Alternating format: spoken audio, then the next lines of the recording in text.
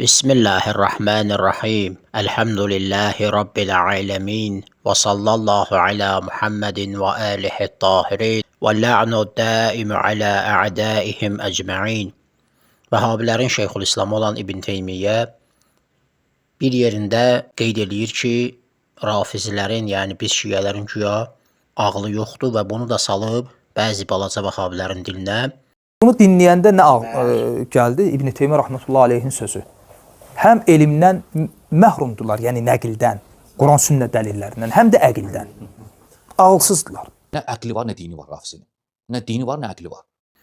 Və biz bundan qabaq da bəzi dərslərimizdə göstərdik ki, bu insanın ağlı nə həddədir. Necə dayaz düşüncəli, dar düşüncəli, ağılsız bir insandır.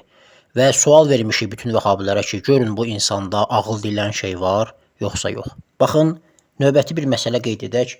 Bütün insaflı insanların öhdəsinə qoyuruq. Cavab verin görək bu insanda ağıl olub yoxsa yox. Baxın, Minhəc-ü Sünnət-i Nəbaviyyə kitabına müraciət edirik. Təhqiq doktor Muhammed Rəşad Səlim 1-ci cild. Özü də kitabın əvvəlidir, 1-ci cilddir. İlk məsələdir. Burada qeyd eləyir ki, qaləl musannifur rafidiyyu. Rafizi musannif, yəni Əllamə Hilli rahmehullah, çünki onun kitabında güya rəddiyə yazıb, yəni cızmaqara. Əllamə Hilli rahmehullah deyir ki, amma sonra fəhəzihi risalətun şərifə. Bu şərif bir risalədir. Və məqalətun latifə, lətif bir məqalədir. İştəmələt alə əhəmmil mətalibi fi əhkəmid dini və əşrəfi məsailil muslimin və hiyə məsələtul imamə. Deyir ki, şamil olub özündə ehtiva edir, dinin hökmlərində mətləblərin ən mühimmini və müsəlmanların məsələlərinin ən əşrəfini özündə ehtiva edir. Yəni, müsəlmanlar üçün ən şərafətli olan məsələni və hiyə məsələtul imamə və o imamət məsələsidir, bundan bəhs edir. Bunu deyir 73 və 74-cü səhifədə. Və 75-ci səhifədə güya İbn Teymiyyə cavab verir. Diqqət edin, görün bu insan nə qədər dar düşüncəli insan olub. Bunu böyüdüblər, büt eləyiblər ki, Əllamə Hilliyə cavab verdi, heç kəs bunun qabağında dayana bilmədi, heç kəs ondan səhv tuta bilmədi, söküb dağıtdı, rafizilərin nə bilim belini qırdı.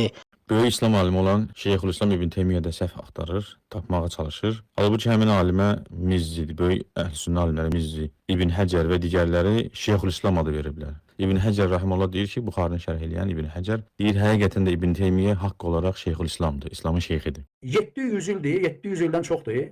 Heç bir şiə alimi və ya alimləri yığışıb onu Minhəc-ü Sünnə kitabına cavab yaza bilməyiblər. Niyə görə? Çünki cavab vermək qüdrətində deyirlər, səviyyəsində deyirlər. Siz ona cavab verə bilməzsiniz. Çünki elə mükəmməl rədd edib ki, siz ona cavab verə bilməzsiniz.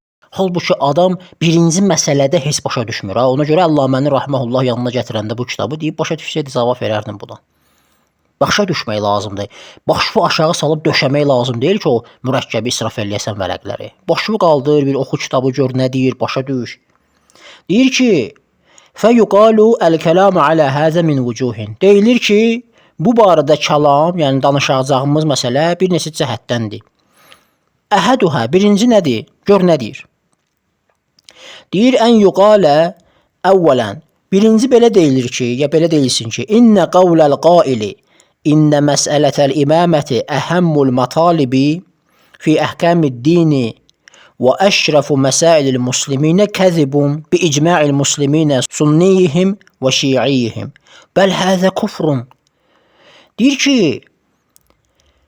deyənin bu sözü ki, deyir, imamət məsələsi dinin hökmlərində mətləblərin ən mühimmidir və müsəlmanların məsələlərinin ən əşrəfidir, bu deyir, yalandır. Bütün müsəlmanların icması ilə, istər sünni olsun, şiə olsun, fərq eləmir. Deyir, hətta bu küfürdür. Əvvəla, sual buradadır ki, necə bütün müsəlmanlar icma eləyib şiəli və sünnili ki, Əllamə Hilli rahmehullah özü şiədir. Necə yalan ola bilər bu və müsəlmanlar icma eləyiblər bu məsələ üzərində? Necə icma ola bilər ki, Əllamə Hilli rahmehullah özü müsəlmandır, şiədir, amma deyir ki, yox, elə məsələlərin ən mühimi budur. Müsəlmanların məsələlərinin ən mühimi budur. Bir şərtlə deyə bilər ki, mən Əllaməni müsəlman saymıram və şiə saymıram. Yox, əgər müsəlman şiə sayırsansa, bu məsələnin yalan olmasında onlar ittifaq eləyə bilməzlər, icma eləyə bilməzlər. Niyə? Çünki Əllamə özü deyir axı buna. Deyir müsəlmanların məsələlərin ən mühimidir. Bundan keçdi, bu ilə işim yoxdur. Gəlir deyir ki, fə innəl imanə billahi və rasulihi əhəmmu min məsələtil imaməti. Deyir ki, Allaha və Rasuluna iman etmək imamət məsələsindən daha əhəmiyyətlidir. Sonra döşəyir, neçə səhifə, neçə cümlə, başını salıb aşağı yazır. Bir başını qaldır, bax gör o Əllamə rəhməhullah nə deyir. Əllamə Hilli rəhmətullah təala aleyh deyir ki, əşrəfu məsailil muslimin, müsəlmanların məsələlərinin ən şərafətlisidir. Sən gəlirsən deyirsən Allaha və Rasula iman. Müsəlmandan danışır bu kişi. Müsəlman yəni Allaha və Rasula iman gətirdi, artıq o mərhələni keçdi. Elə bir nəfər xristian olub müsəlman, nə vaxt müsəlman olur? Allaha və Peyğəmbərə iman gətirdi. Oldu müsəlman. Bu insan üçün artıq deyir ikinci mühüm məsələ, ən mühüm məsələ nədir müsəlman məsələlərinin arasında? Ən mühümü imamətdir. Çünki Allah iman gətirdi, Peyğəmbər iman gətirdi. İndi nədir mühüm məsələ? Deyir imamət. Bu başa düşmür İbn Teymiyyə. Deyir yox, Allaha və Rasula imandır deyir imamətdən mühüm. O demədi ki, imamət məsələsi Allaha imandan, təvhiddən və Peyğəmbərə imandan, nübüvvətdən üstündür. Belə demədi ki, sən ta ki gəlib irad varid eləyəsən, işqal tutasan, tənqid eləyəsən. Başa düş nə deyir? O deyir müsəlmanların məsələlərin ən mühimidir. Allaha iman, Rasula iman insanların, bəndələrin ən mühüm məsələsi ola bilər, bəli. Amma müsəlman olandan sonra artıq Allah və Peyğəmbəri qəbul etdi, oldu müsəlman. Buna artıq ən mühüm məsələ nədir? İmamət məsələsidir. Hələ çox maraqlıdır ki, həmin kitabın 1-ci cildinin 100-cü səhifəsində, əvvəl 99-cu səhifədə gör nə deyir İbn Teymiyyə. Üsuliddin İmamiyyədə 4 dənədir. Ət-təvhidu vəl-adlu vən-nübüvvətu vəl-imamə. Təvhid, ədl, nübüvvət, imamət. Biz əlbəttə dedik bu yalandır. Yalanları bəhsində göstərdik ki, yalandır. Bizdə 5 dənədir, məad da var. Sonra deyir fəl-imamətu hiyə əxirul məratibi. İmamət axırıncı mərtəbədir deyir. Təvhiddən sonra, ədildən sonra, nübüvvətdən imamət, sonra imamət gəlir. Yəni 3-dən sonra yerdə təvhid 1, ədl 2, nübüvvət 3, sonra imamət gəlir. Deyir imamət ən axırıncı mərtəbədir. Və-təvhidu vəl-adlu vən-nübüvvətu qablə zəlikə. Təvhid, ədl, nübüvvət bundan qabaqdır.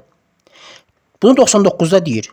100-cü səhifədə isə deyir ki, lakinnə təvhidə vəl-adlə vən-nübüvvətə müqəddəmun aləl-imaməti. Deyir və lakin təvhid, ədl, nübüvvət imamətdən müqəddəmdir, qabaqdır. Fəkeyfə təkunul imamətu əşrəfə və əhəmmə. Deyir, necə ola bilər ki, imamət əşrəf, ən şərafətli və ən mühümdir?